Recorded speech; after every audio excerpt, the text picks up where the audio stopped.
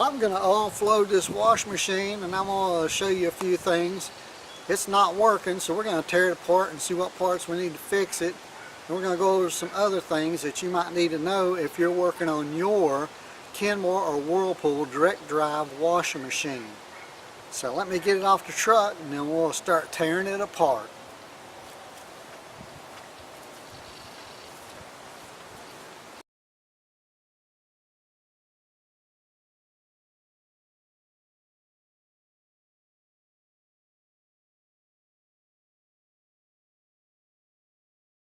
Subscribe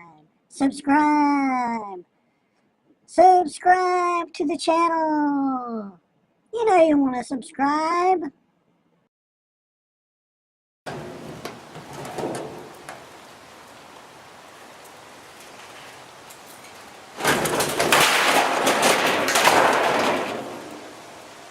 Oops.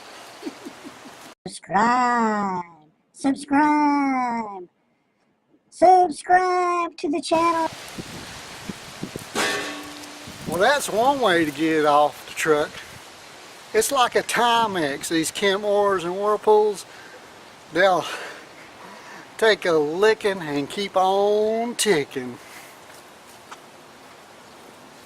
Just for your information, this is a junk washing machine I'm playing with, and it's not going to be going back to a customer. Well, now I'm going to open the gate and move it around beside the house so we can start tearing it apart, and we'll check it out. So stay with me. Hey, while you got a minute, subscribe into the channel and give me a thumbs up on the video, and let's go check out this washing machine. I got to move it though.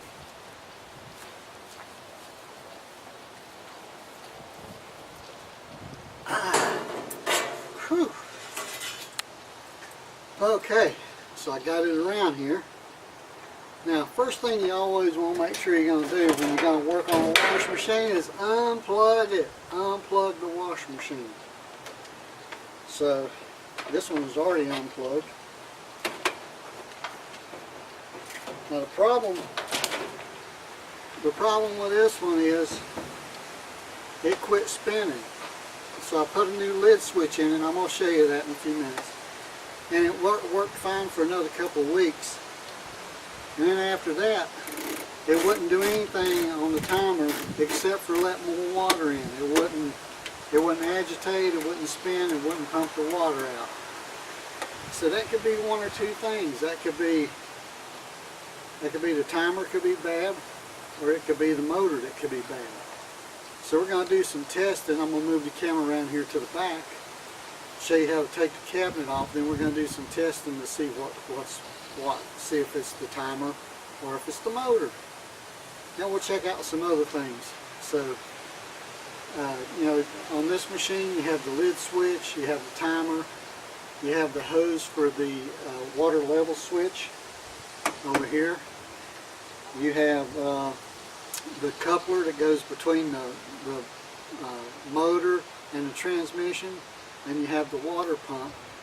And I mean, that's about all that's on this machine that can go bad. So these are real good machines. They're real good machines. But sometimes you run into a little issue like this, and sometimes it costs more to fix it than it's worth. But we're going to check it out. It could be just a loose plug. I mean, so we're going to check it out and see what's going on. So I'm going to move the camera around here and back so you can see the back of the machine. So the first thing we're going to need to do is remove two screws in the top here. The wind is blowing like crazy. So there's one right there, and there's one over there. So we're going to remove those screws to be able to remove the cabinet. Sometimes these screws get stripped out and you have to take another screwdriver and stick it under it to catch on the threads to get it to screw back out. So if you have one that's stuck, this is the way you get it out. You just hold that flathead screwdriver, a small one, up against the threads and keep turning and it'll come out.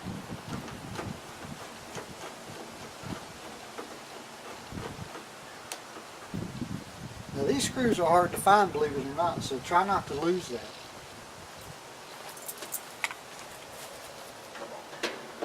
push this forward. Let me get around here. Can't see me, it's not a big deal. So now once you take these two screws out, you want to pull this forward, lift it up, and flip it back.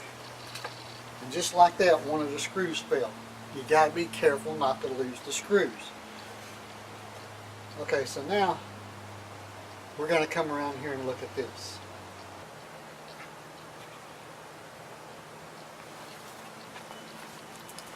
Now these are the components. This is your water level switch.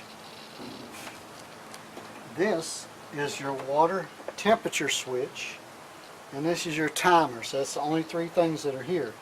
But what's important, if you're having water overflow or something, you want to make sure you check this line right here to make sure that this line don't have any pinholes in it all the way down, or that it hasn't come loose from the tub, because it does that sometimes.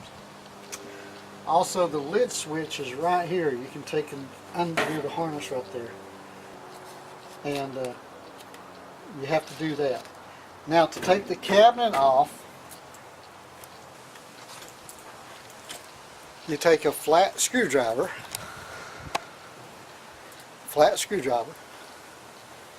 and you put it down in these clips. I'll give you a better shot on that. Let's look at that. Now these clips, they come out, you stick the screwdriver in, you push it back, and it pops up. See how it pops up?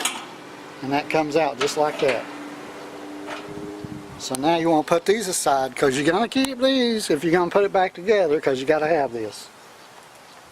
Subscribe to the channel. You know you want to subscribe. And so now we're going to do the other side the same way. Got one more over here to do. One more right there. Put the screwdriver in there. Push it back. And it comes loose just like that. Put them aside and keep them so you can put it back together. Now we're going to move the camera back so we can take the cabinet off. So now to take the cabinet off, you just lift the cabinet to you. Take one hand here, and just lift it out of the way. And now you're down to the nitty-gritty. So now let's look at a few more things.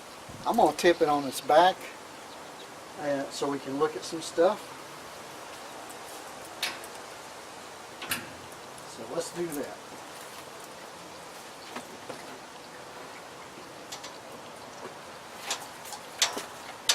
Now, if you have room to lay it down like this, it's a lot easier to work on because you can see all the components right there. You got the motor, and you got the water pump, and you got the wiring harness all together. And you can check stuff out just like that. So now, let's take the water pump off. Show you how to take the water pump off. It's very easy, especially once you get it into this position, the water pump. Now if you're changing your own water pump, it's not a big deal. You just need a pair of pliers to unhook the hoses. Make sure there's no water in the machine. Take that off. Just loosen that up. Pull it over out of the way. Loosen. This side is the drain side. This side comes from the tub. This side comes from the. This side goes to the pump out side. And then we're going to take these off. You just pull it out like that and twist it. It comes right out. Again, you have to save these parts if you're going to put it back together. And there's the second one. Now this is a direct drive, so there's no electricity to these pumps. What it does, it turns on this shaft here from the shaft from the motor. So it's very simple, very reliable. Now, I'm pretty sure that this is the culprit right here. That this is not working. So yes, we have power on this machine. So now we got to determine whether it's the timer or the motor. Because it should be, you should hear the solenoid for the water valve clicking in, which I don't hear. And you should hear the motor should kick in and it should start spinning, which it's not doing. So stay with me for the next video. The next video I'm going to test out the timer and the motor and see which one's not working. And I hope this video was helpful to you. Also, we're going to talk about the coupler on the next video. I'm going to take the motor off and show you how to change out the coupler, because that happens a lot. If you put rugs or blankets in one of these machines, the coupler will break and you have to have those changed. If you can't do it yourself, you have to pay someone to change it for you. So this is Harold with WorldTVOnDemand.com and Jackson Appliance Repair, Orlando, bringing you another video on the front of the top load Kenmore Whirlpool Washing Machine. They're very simple. I hope this was helpful to you. Give me a thumbs up and subscribe to the channel, and I'll have another one for you soon. You guys have a fantastic day.